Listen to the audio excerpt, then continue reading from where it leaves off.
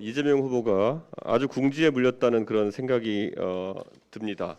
젊은 사람들 용어로 이거를 가불기라고 합니다. 가드가 불가능한 기술. 자, 뉴스 썰기 시청자라면 이 정도는 알아야 하고 굉장히 잡아봤어요. 이 정도는 알아야 된다. 라떼는 말이야. 이런 꼰대스러운 키워드 제목을 가져오셨습니다. 전혀 감이 오지 않습니다. 이 정도 뭘 말하는 거죠? 이 정도는 알아야 우리 시청자지라고 얘기할 수 있는 부분인데 네. 자, 요즘 정치권을 보면 하루가 멀다 하고 새로운 표현들이 등장해요. 꼰대스러운 게 아니라 알아야지 꼰대라는 소리 안 듣는다 그런 표현인데 아까 보신 것처럼 이준석 대표가 공식 석상에서 오늘 썼어요. 가불기. 무슨 뜻인지 알겠어요? 제가 하도 녹화 이거 생방 들어오기 전에 뭐라고 하셔가지고 찾아봤습니다. 근데 저랑 똑같은 분이 물어보시더라고요. 까불기 아니냐고. 까불기. 사실은 저도 최근에 알았습니다. 뭐 저는 봉급 가불해달라 이런 거는 많이 아는데 가불기는 네. 아까 말한 것처럼 가드, 방어가 불가능한 기술.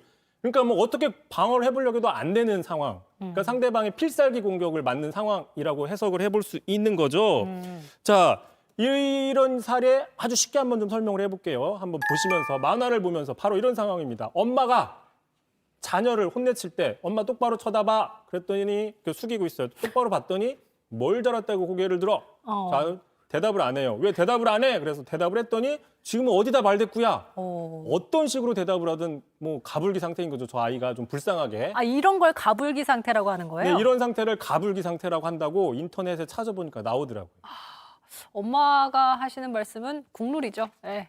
어쨌든 상대방을 진퇴양난으로 몰아넣는 정말 필살기라고 볼 수 있을 것 같은데 저는 처음 듣습니다. 하지만 알아둬야 한다니까 공부를 해봤는데 처음 듣는 것 같지만 어려운 표현은 또 아닌 것 같아요. 어디에서 유래된 표현인지요? 근데 이게 보니까 이제 인터넷 게임, 뭐 격투기라든지 뭐 이런 게임들에서 처음에 유래가 됐는데 이제는 인터넷상에서도 광범위하게 쓰이는 표현이라고 합니다. 주로 2030 MZ 세대들이 많이 쓰고 있는 상황인 거죠. 그러니까 저희가 그걸 모르는 거죠. 저도 MZ예요.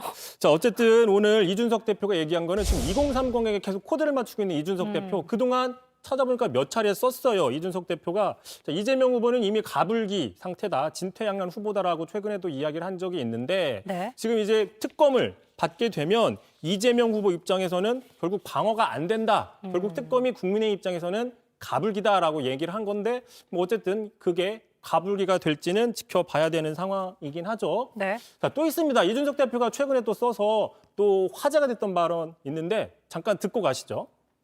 마지막으로는 안철수 후보가 지금 출마 선언을 하고 있는데 지금 어떻게 보시고 야권의 표가 분산될 수 있다는 위험에 대한 지적도 나오는데 어떻게? 무운을 빕니다. 예. 자, 강앵커의 모운을 빕니다는 무슨 뜻인지 아시죠? 저번에 저희가 한번 썰었기 때문에 잘 알고 있죠. 예. 네. 설명을 좀. 본인 역할이시잖아요. 예. 설명해 주세요. 뭐 너무 이렇게 그 전투에 나가는 장군한테 뭐 행운을 빈다, 무운을 빈다 이런 표현인데 주로 무협지, 삼국지 게임 이런 데 자주 등장해서 또 2030들이 많이 알고 있는 표현이라고 하는데 자, 일부 언론에서 이 기사를 쓰면서 어플문자를 썼거든요. 무운을 빈다. 그러니까 안철수와 이준석, 안철수 두 사람이 좀 악연이기 때문에 행운을 안 빌어준다는 뜻으로 해석이 돼서 또 논란이 있었어요. 그러다 보니까 이런 기사까지 나왔어요. 자, 무운을 빈다 이게 뭔 소리냐? 그래서 검색창에 실제로 검색량이 늘었고 또 자, 무운과 모리에라는 표현을 모른다 이러면서 한자 교육이 필요하다, 문해력을 높여야 된다 이런 식의 어떤 해설 기사까지 나오고 있는데 뭐 참고로 어쨌든 이 무운이라는 단어는 사실상 실생활에서 잘 쓰이지 않는 단어는 맞는 것 같아요. 그래서 모르는 사람들이 많으니 검색도 해봤겠죠.